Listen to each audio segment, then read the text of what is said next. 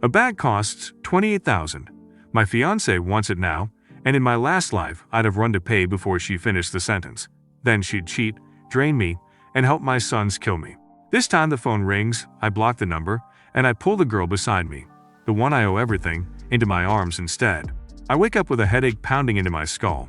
The yellow ceiling and the cheap orange smell hit me right away. I know this room. This is the same hotel I ran out of 40 years ago. The morning I left my childhood sweetheart alone after a drunken night. I sit up fast, my heart slamming.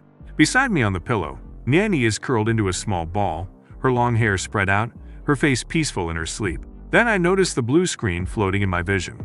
Thin glowing text counts down a timer, telling me a top-level AI named Lingdong is rebuilding its link to my brain. This is the same machine I spent until I was 58 years old to finish in my last life. Somehow, it came back with me. Before I can think too hard about it, Nianyi opens her eyes. The moment she sees me, her eyes go red, and she says I am still here, like she truly expected to wake up to an empty bed. Her words stab me right in the chest. In my last life, she waited a whole morning for a coward who had already fled. I reach out to wipe her tears, but she shrinks under the blanket, wrapping herself up like a worm. She tells me I should go because she knows I like another woman, and promises she will not pester me. I sit there feeling like the biggest waste of space alive. Then my phone explodes with a ringtone. The screen says, Sumakshu. I answer with a flat face, and before I can even speak, a sharp female voice complains about a bag at the mall. She tells me to come pay 28,000 right now and gives me half an hour. Then she hangs up. She did not even ask where I was. In my last life, I jumped up and ran at this exact moment. Later, I married this woman, bought her a mountain of bags, and she kept 3 sidemen while teaming up with my own sons to drain my company dry. I remember the very end too clearly. I was lying in a hospital bed, tubes shoved into me everywhere, my body too weak to move. Sumakshu stood right outside the door, giggling into her phone to her newest man. My 2 sons pulled the plug on my oxygen with their own hands. The last face I thought of as everything went dark was not my wife, not my children. It was Nianyi, the girl I failed for 40 years straight. So this time I do not move. I flip the phone face down on the nightstand. Nianyi peeks out from the blanket and tells me again that I should go, that she is fine. Instead, I reach over and pull her, blanket and all, into my arms. She freezes solid. I tell her I am not going anywhere, and that from now on, I will never answer a single call from that woman again. She throws off the blanket, her face wet and shocked, and asks what I'm talking about. I tell her to just pretend I had a very long dream. A dream where I regretted everything for 40 years, and that heaven gave me a chance to start over. She does not fully believe me, but my eyes are so honest that she does not dare to doubt me either. Her whole face turns the color of a ripe tomato, and her ears glow bright red. She stammers that I should go wash up so she can get dressed. After we both get ready, we leave and go downstairs. In the hallway, I notice she is walking very slowly, taking tiny, careful steps like a baby deer on ice. Then I remember the plotful activities from the night before, and I keep my mouth shut and offer her my arm instead. At the front desk, the clerk tells me the room is already paid for. I turn and look at Nianyi, who is staring hard at the tips of her shoes. In my last life, she paid for everything, the hotel and all the money I kept borrowing and never returning. I feel like a complete bum. We step out into the bright street, and I ask what she wants for lunch, telling her it is my treat. She blinks up at me and asks if I am sure, and just as I am about to nod, my empty wallet flashes through my mind. She watches my face freeze, then her mouth slowly curves up into a smile. She says her treat, and that I should pay back what I already owe her first before talking about next time. I scratch my head and reach for her hand anyway. She takes me into a small Sichuan restaurant down a narrow alley. She orders boiled fish and a pile of spicy dishes, and when I ask why so much spice, she says it is because I like spicy food. My chopsticks freeze in the air. This girl remembered. Sumakshu never once remembered what I like to eat in 40 years of marriage. Halfway through the meal, Nianyi's lips are bright red from the chili, and she is gasping. But she keeps eating because she ordered it all for me. While we eat, my phone buzzes again, Sumakshu. I press the hang-up button, open my contacts, and block her completely. Then I lay the phone face down and tell Nianyi I will not be answering that woman ever again. She lowers her head and whispers something I cannot hear, but the corner of her mouth lifts. I watch her eat with the sunlight on her face, and I make a silent promise. Everything I owe this girl, I will pay back 10 times over in this life. And the people who fed me to the wolves last time will not escape a single one. The next morning, I wash up and head over to walk Niani to the cafeteria. The moment I take her hand in front of everyone, the whole campus seems to notice. We pass under the trees holding hands, and a girl in a pink shirt at a corner table drops her chopsticks and snaps a photo of us.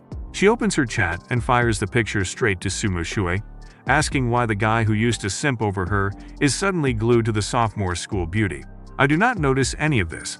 I just lead Niani to the food window and order for her, tucking a stray hair behind her ear while we wait in line. She keeps her head down, her ears glowing red, but she leans her shoulder against me anyway. We sit by the wall and pick food into each other's bowls like a real couple, and I feel 40 years of regret melting off my back. Meanwhile, Sumochu is far away at a fancy mall, hanging off the arm of a fat married man named Xian Wei.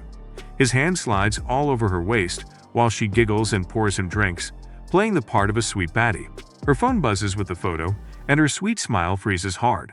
She zooms in, sees Niani's face clearly, and her knuckles go white around the phone. She has cheated her way through this fat geezer's wallet, but the fish she thought she had on a hook just swam off, and now she has to spend another exhausting night with this land whale. Back at the dorm, my 3 roommates are waiting like a welcome party. Shenji is cracking melon seeds, Jiang Feng is scrolling his phone on the top bunk, and Song Yuan is squeezing pimples in the mirror. The second I walk in, they pounce and demand to know where I disappeared to all night. I tell them their daddy does not report to his sons, and they tackle me onto the bed and try to suffocate me with a pillow until I give up. What I do not know is that these 3 bums have already been gossiping about me behind my back. They notice something is off.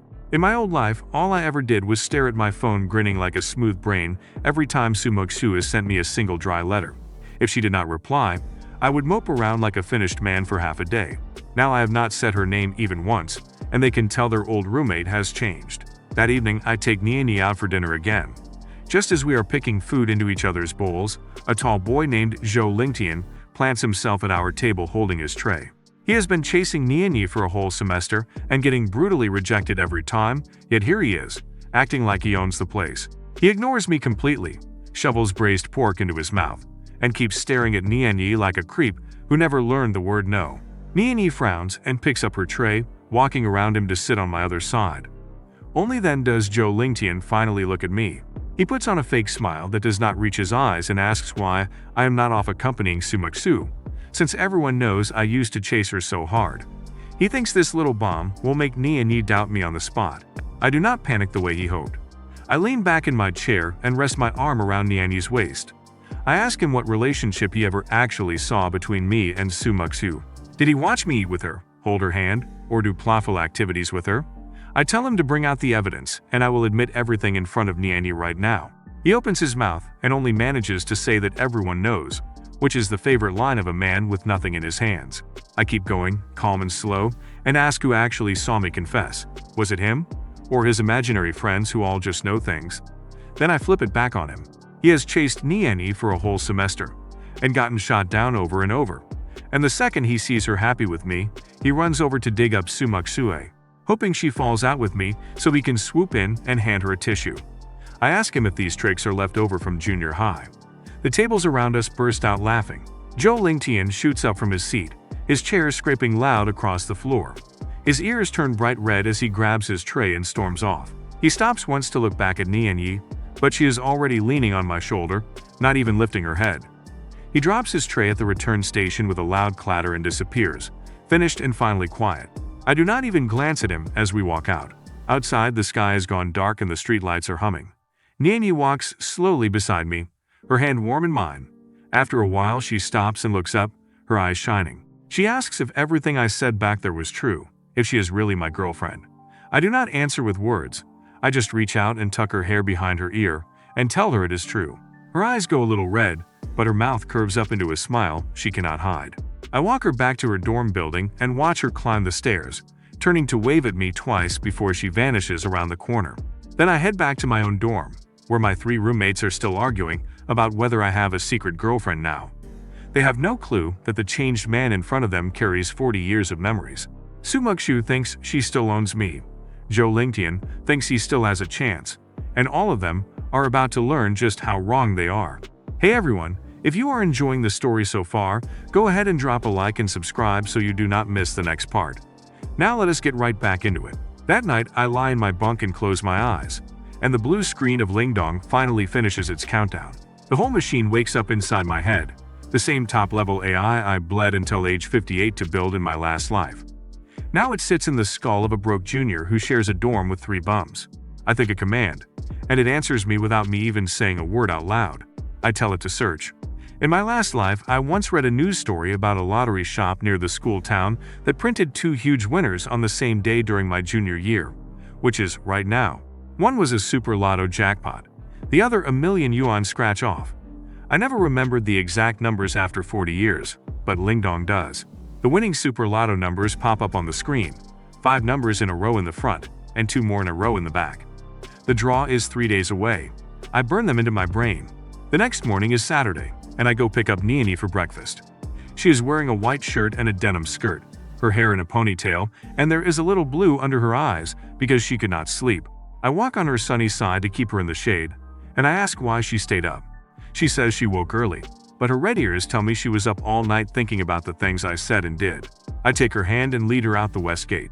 We get soy milk and fried dough sticks at a tiny shop, and she tears her dough stick into little pieces to soak in the soy milk while I eat mine whole. When she asks why I got up so early, I tell her it is because I missed her. Her chopsticks freeze in the air, and her ears glow bright red, and she shoves her face into the soy milk bowl to hide. I do not push her any further. I just watch her and remember how Su Mugsu never once remembered a single thing I liked. After breakfast, we pass the lottery shop, and I slow down. A faded red banner hangs over the door, and a balding man sits inside boiling water. Niani notices me staring and asks if I want to buy a ticket. Then she takes my hand and tugs me inside with a smile so pure it makes my chest soften. The walls are covered in tiny red and blue number charts, and the scratch-offs sit under the glass counter in a colorful row. I point to the stack of scratch-off tickets and tell the balding owner I will take every single one. Then I have him print a super lotto ticket with my numbers, 5 times the bet. His fingers freeze over the keyboard, because in over 10 years of printing tickets he has never seen anybody pick 5 numbers in a row plus 2 more in a row. He asks if I want to add the bonus bet, and I tell him to make it 5 times. He pays 180 yuan worth of dumb looks and prints the ticket. Walking home, Niani asks where the numbers came from, and I tell her I saw them in a dream. She just says oh and does not pester me. After a few steps, she asks what happens if I win. I look down at her, the sunlight falling through the leaves onto her face, and I tell her that if I win, I will use the money as a wedding gift to marry her. Her whole face turns red and she smiles with her lips pressed tight, telling me I said it, and I tell her I said it. Meanwhile, Su Mushu is still busy being a sweet baddie for the fat married man, draining his wallet while planning her next move against Niani. She keeps blowing up my phone with long messages full of crying faces, calling me Brother Chuan, asking for one more chance to talk. I read none of it. I press the hang up button, drag her out of my contacts again, and block her one more time. The fish she thinks she owns is never swimming back. Back at the dorm, I scratch the tickets one by one on my bed. The first few are nothing, then one gives me 20 yuan, and Song Yuan leans over and jokes that it is enough for 2 cups of milk tea. He has no idea what is coming. I keep going, and on the 5th ticket the silver coating peels away to show the exact winning code Lingdong gave me, 1 million yuan. I flip it face down and take a slow breath while these 3 smooth brains keep gaming, clueless that their broke roommate is now a secret rich man. That night, I clear out my old stock account that has a few sad 100 yuan left in it from sophomore year, the leftover coins of a homeless scrub. I move money into it and start setting up real plans, because the scratch-off is only the warm-up. The super lotto draw is in 3 days, 16 million times 5, 80 million, and after taxes, it will still be over 60 million sitting in my own card. The night of the draw, I lie in bed and pull up the results on my phone, my finger pausing over the screen. I do not know if me being reborn changed anything. If some butterfly somewhere flapped its wings, the page loads. Front numbers 8, 9, 10, 11, 12, back numbers 6, 7. Exactly the same, nothing changed. I let out a long breath and turn off the phone. I lie flat and stare at the bottom of the top bunk while Chen Ji keeps clacking his keyboard below me. Over 60 million yuan is about to land in my hands, real cash. My own startup money, not investor money like last life. In my old life, I scraped and failed for years before I ever touched money like this. Now I have it in my early 20s, and a future empire already mapped inside my head. Everything I owe Niani, I will repay, and everyone who wronged me is on the clock. Far across town, Sumokshu is fuming in her dorm, scrolling through that photo of me holding Nianyi's hand. The fish she thought she owned swam off, and now she wants payback. She opens her chat and messages a senior named Zhao Lin, a rich nepo brat with a nasty reputation, who has been drooling over the pure school beauty Nianyi for a while. She dangles Nianyi in front of him like bait, telling him she will set up a chance for him to get close. Zhao Lin takes the bait fast, because this creep cannot get girls without playing dirty. Sumokshu feeds him exactly what he wants, the time and place of Nianyi's club mixer. She promises that once Nianyi is out in the open, how he handles her is up to him. The two of them are now tied together in one ugly little plan, and neither of them knows I will be the one pulling them both apart. While these two are scheming, I have an appointment of my own. I message Sumokshu to meet me at the Starbucks across from the West Gate. When I push the door open, the cold air rushes out and she is already sitting in a booth, dressed in a tight black dress with her hair down, fresh lipstick on, trying to look like a sweet baddie who just wants to talk things out. She pushes a cup of iced coffee at me and says it is the one I love to drink. I turn the cup once and set it back down. Then I tell her she never once knew that I do not even like bitter drinks. Her sweet smile cracks for a second. She tries to soften her voice and tell me she loves me and her heart only ever had me in it. But I cut her off before she can finish the act. I tell her I did not come to listen to this. I came to warn her about going near Nianyi. She picks up her latte and laughs at me, asking who I think I am and how exactly I plan to make her bear any consequences. So I take out my phone, drag her out of the blacklist, and send her a few pictures. There are stills of her hanging off the fat married man at the mall, his hands sliding down her waist while her chin rests on his shoulder. Her face sinks bit by bit. It is not the look of someone caught by surprise. It is the look of a two-timing scumbag who turned around and found her own name carved on the knife. I tell her the man is named Qian Wei, 33, married, and that his wife is the daughter of a wholesaler. I tell her I can send these to her counselor, post them on the school forum, or mail them straight to Qian Wei's wife, and she gets to pick one. Sumokshu says nothing. She slurps the empty bottom of her latte, stands up, and walks out in her clicking heels.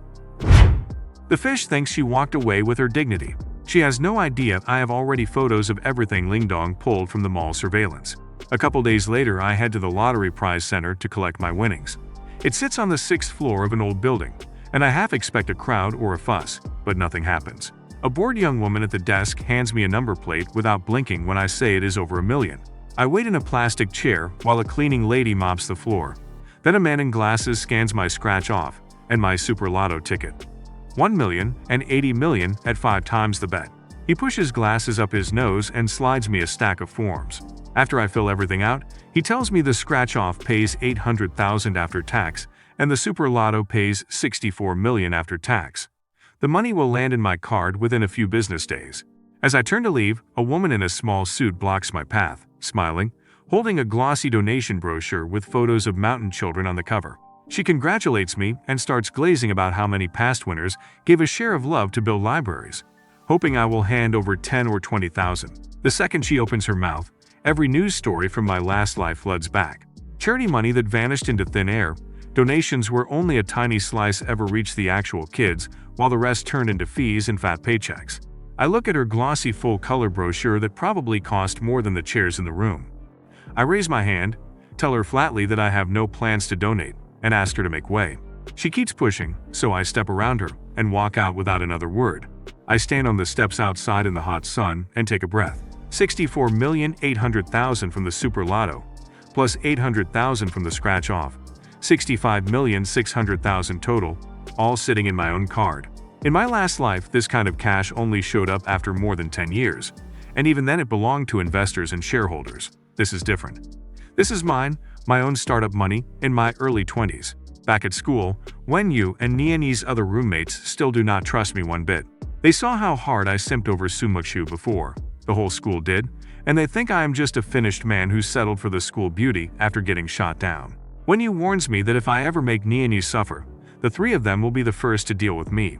I do not get angry. I just keep showing up, steady and calm, treating Nianyi right, letting my actions speak. What none of them can see is the noose already tightening around Sumokshu's little scheme. She thinks feeding Nianyi to that creep Zhao Lin is a clever move. She thinks her dirty pictures are buried. She has no clue I have a top-level AI in my head pulling every secret she ever tried to hide. The trap she is building is going to snap shut on her own neck, and on Zhao Lin's too. This part of the story involves Niani being drugged at the mixer, which I need to handle carefully.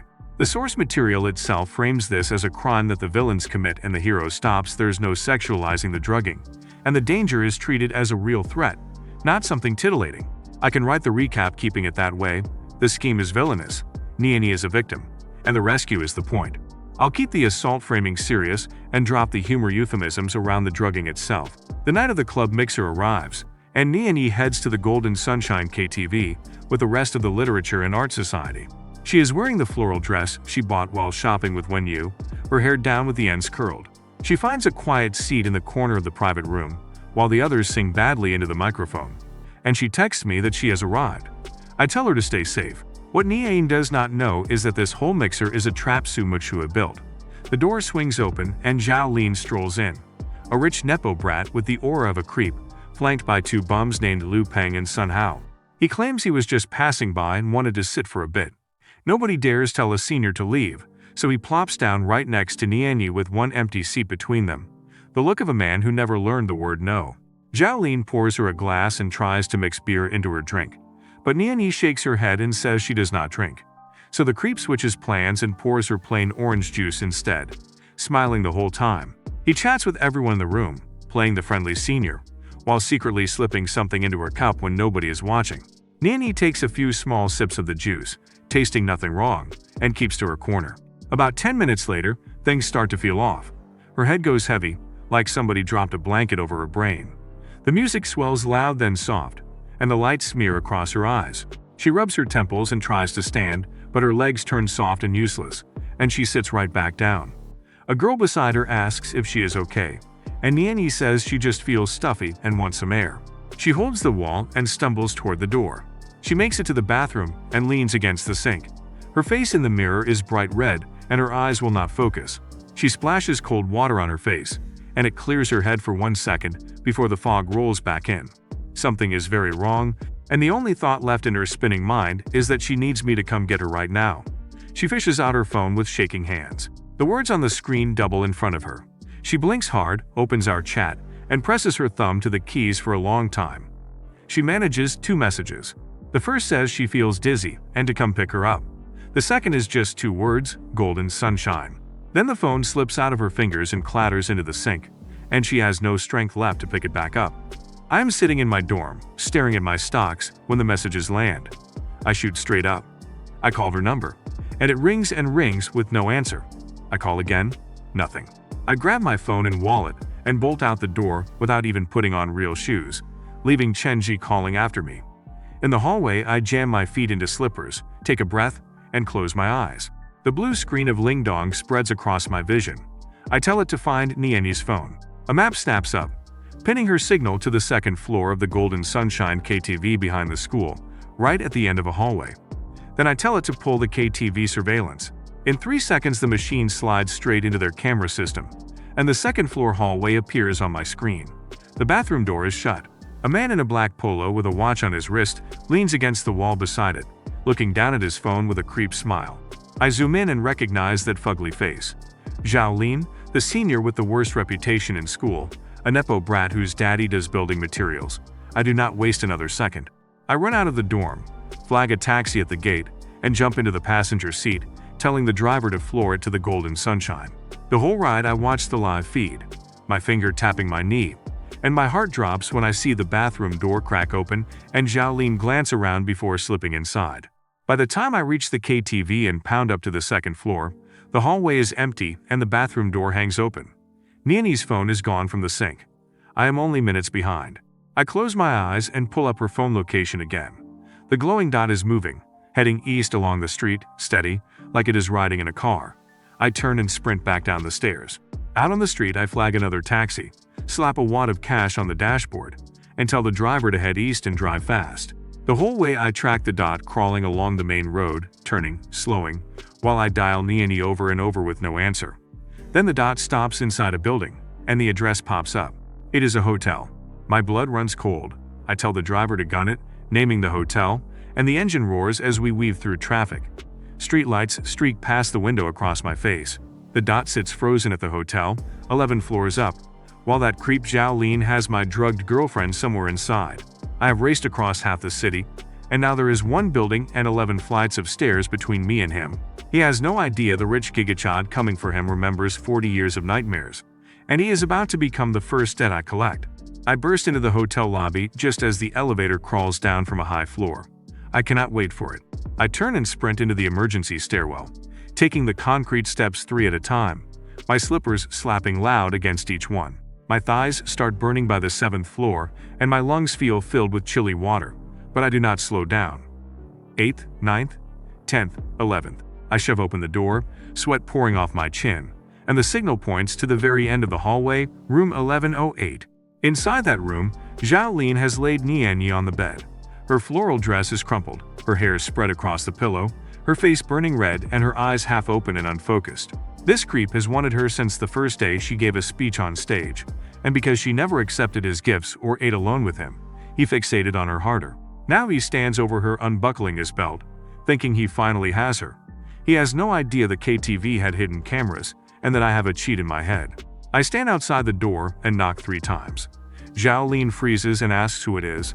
I flatten my voice and tell him I am the front desk, and that he left his student ID downstairs. He checks his wallet, sees his student card really is missing and curses. He twists the lock, pulls off the chain, and yanks the door open, expecting a clerk. Instead, he gets a sweaty man in a gray shirt who looks like he just ran a marathon. He is stunned for a second, then leans against the doorframe to block the gap, asking who I am. I do not answer. My eyes go past his shoulder to Nianyi on the bed, and I see her clothes are still on. Relief and rage hit me at once. Zhao Lin follows my look, then turns back and chuckles, saying his girlfriend just drank too much and he brought her here to rest. He raises a hand to pat my shoulder like we are buddies. I raise my leg and kick him square in the stomach. He has no defense and flies backward, slamming onto the carpet. Before this nepo brat can suck in a breath, I am already on top of him. My first punch lands on the bridge of his nose, and I hear the bone crack. The second smashes his left eye socket. I do not shout. I do not curse. I just rain fists down one after another while he tries to cover his fugly face. Vampire juice gushes out of his nose into his mouth. Zhao Lin starts to feel real fear. He has been in fights before, but those were give and take. This is just a steady beating, my fists falling like I am doing manual labor. He catches a glimpse of my eyes through his arms and sees nothing in them. No anger, no heat. Just the flat look you give a thing that needs disposing of. A chill shoots up his spine as he realizes I might actually delete him. He sobs and begs me to stop, saying he was wrong. My fist hangs in the air for 1 second, and the creep uses that crack to shove me off and scramble for the door. He has lost one shoe, and his belt drags clattering on the floor as he stumbles out, runs faster than your dad did, and crashes through the emergency exit. I do not chase him.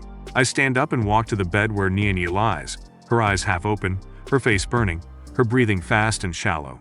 She sees my face appear above her, and her cracked lips move, whispering my name. I tell her not to be afraid, that I am taking her away.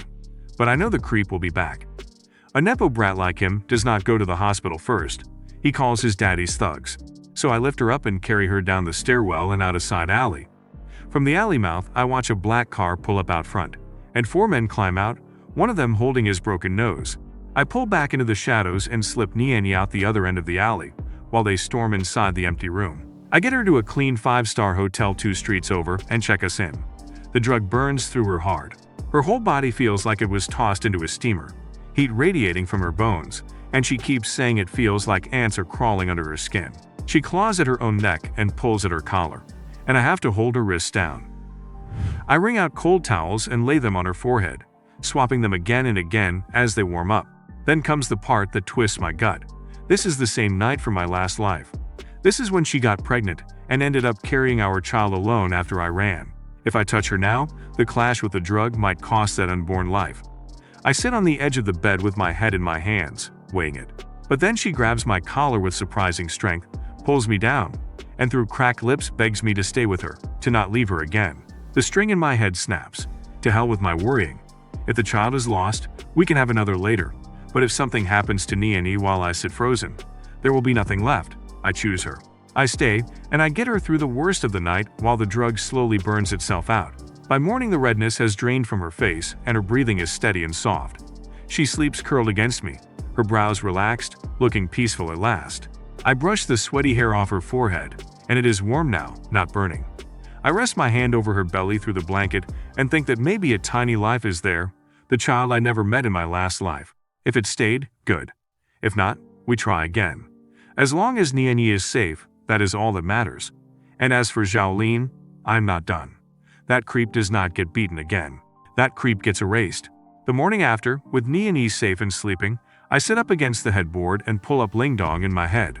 The blue screen unfolds and I tell it to dig into Xiaolin's father, a man named Zhao Guodong who runs 3 storefronts in the building materials market. The machine cross-checks tax records, business filings, and bank statements, and the dirt pours out.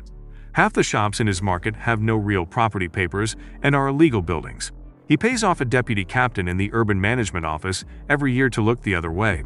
And for 3 years straight he has been faking invoices over 2 million worth. Then I pull up Xiaolin's own filth. This creep has done the drugging trick before, more than once, bragging to friends on his phone and then deleting the chats like a smooth brain who does not know recovered data still exists.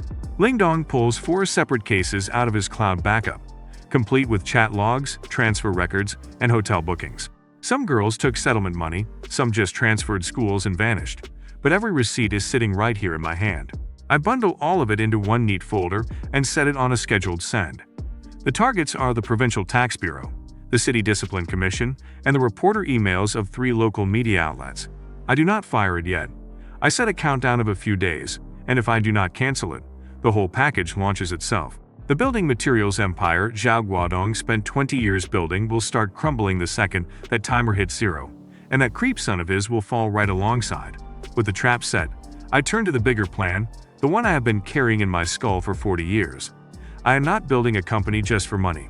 I am building one that can stand for 50 years, and for that I need 2 people. In my last life, they both worked with me for years before we split over stupid reasons. This time I am collecting them early, before either of them has ever met the man named Xu Chuan. The first is Zhao Yuanshan, a broke PhD student at Polytechnic University researching brain-inspired computing. In my last life, he was my first technical chief before we fell out over equity, and he stormed off with half my team. Right now, he is a thin dweeb with tape holding his glasses together, fighting other students for server time in a dusty lab. I take Niani with me and go find him, and I tell him I read his paper on spiking neural networks, and that I want to build a real company around it. He looks at me like I am a low IQ junior wasting his time, until I tell him I have 60 million to start. His fingers freeze on the keyboard. I explain that the whole AI market is busy measuring who has more computing power like it is a sausage measuring contest, while nobody is looking at his cheaper path. I tell him his only problem is no resources, no server time, no team, and reviewers who think his direction is too niche. I offer him resources, equity, and the final say on the technical roadmap. He shakes my hand and says he is in. The second is Zhou Ming, an overworked researcher at a brokerage who writes reports until the early hours every morning. In my last life, he was my money chief, the man who once raised a life-saving sum when my labs ran dry, before we parted over clashing beliefs. Right now, he makes a sad $12,000 a month, cannot afford a house, and got dumped by his girlfriend for being a finished man. I call him out by listing his exact salary and rent, and he goes quiet on the phone, asking who I am. I meet him at a coffee shop across from Polytechnic. He is a tired man in a wrinkled shirt with heavy bags under his eyes. I tell him his judgment on the mobile internet and e-commerce tracks is sharper than the chief analysts above him, and that $12,000 a month is an insult to his brain. I offer him double his pay, co-founder status, and the deal that I pick what to invest in while he decides how much and how. He stares at me a long time, then puts down his glass and shakes my hand. Both meetings go smoother than I ever expected. I know these 2 men better than they know themselves, every weakness, every dream, every reason they would walk away years from now. This time I will not repeat my old mistakes. Zhao Yuanshan gets his equity in full so he never has a reason to slam a door. Zhou Ming gets his beliefs respected so he never has a reason to leave. The company will not fall from the same cracks it fell from before. I name the company Chuani Technology, Chuan from my own name, and Yi from Niani. I do not tell Zhao Yuanshan the meaning when he asks. I just hold it quietly in my chest, because this whole thing, the empire I once built at 35 with sweat and failure, now exists in my early 20s, and it carries her name in its bones. On the taxi ride back, Niani leans on my shoulder and asks if those 2 will really work with me. I tell her they will. She says I seem different lately, like someone out of a TV drama.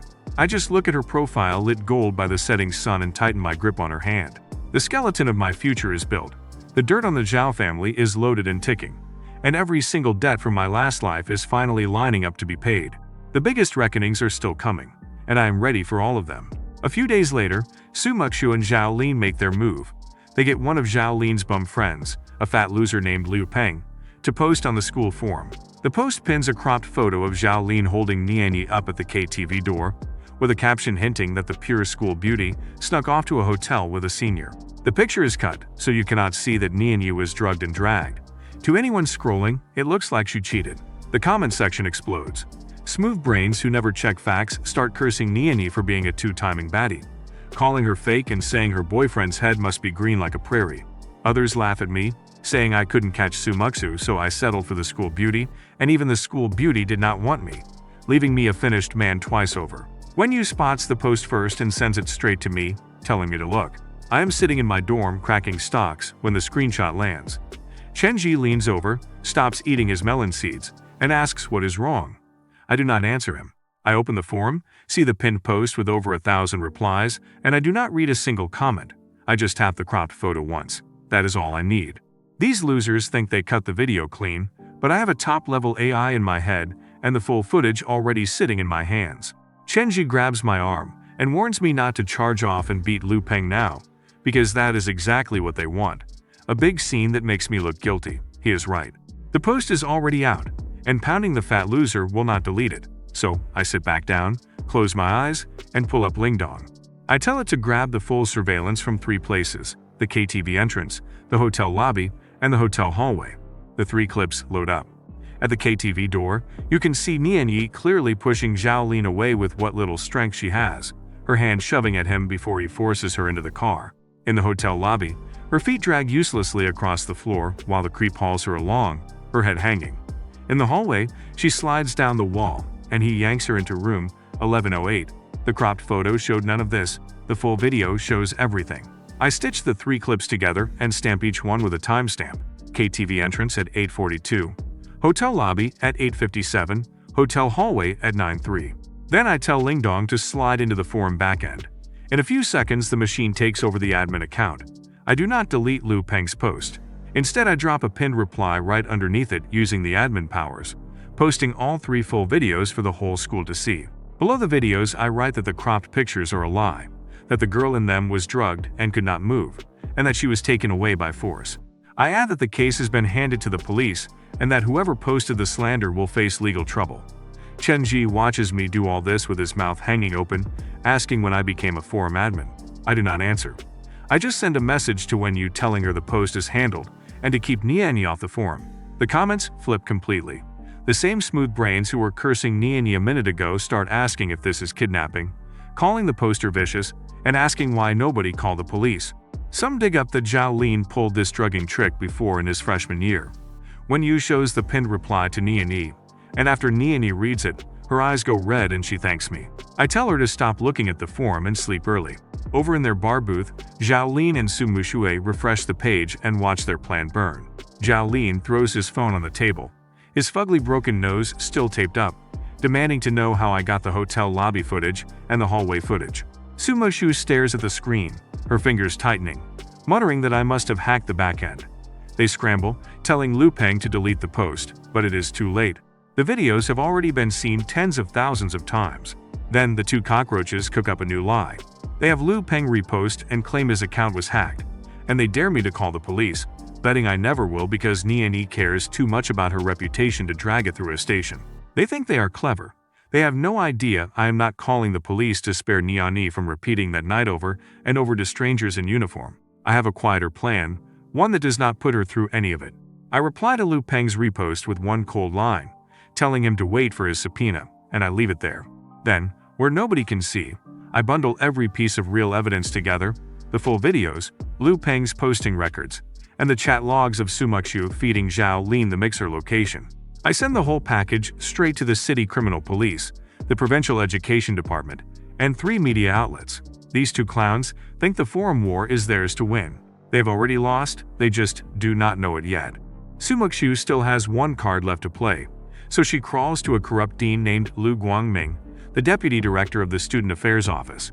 This geezer has helped her clear fake leave slips and absence records before, and everyone knows why. Once in his office, his fingers brush the back of her hand on purpose, his eyes glued to her chest the whole time. He is the kind of creep who trades school favors for time with young female students at a hotel. She meets him at a Hunan restaurant across from the school and turns on her sweet act, telling him I hacked the forum and need to be expelled. The dean plays his game, talking in circles, until his sweaty hand slides under the table onto her thigh. Sumaksua feels her stomach turn and curses him for 18 generations in her head, calling him an old lecher, but she keeps smiling and leans into his ear, promising she is his to handle if he ruins me. The old creep squeezes her waist and agrees to check the forum logs the next day. What neither of these two boneheads know is that the smoke detector in the corner of that private room is hooked into the city fire system, and Lingdong slipped inside it in 3 seconds. Every word, every sweaty grope, every promise is being filmed in clear video and saved straight to my phone. They think they are scheming in private, but I am watching the whole disgusting show. While they plot, the real bomb I planted days ago finally goes off. The dossier on Zhao Lin's father, full of fake invoices, illegal buildings, and bribe transfers to a city management captain, auto-sends itself to the Tax Bureau, the Discipline Commission, and 3 news outlets all at once. The man who was supposed to protect Zhao Guodong, a deputy bureau chief named Zhou Sheng, gets one sniff of the trouble and runs. He grabs his cash and his wife and flies off to Hong Kong without warning Zhao Guodong, leaving his old business partner to soak up all the fire alone. Zhao Guodong sits in his office calling everyone he knows, and one by one they dodge him like a house responsibility. Some hang up, some say they are in a meeting, and the last old friend tells him the truth. His son provokes someone he could never afford to touch, and even the #1 leader in the province has given the order to investigate without mercy. The color drains from his face as he finally understands his son fed the whole family to the wolves over a girl.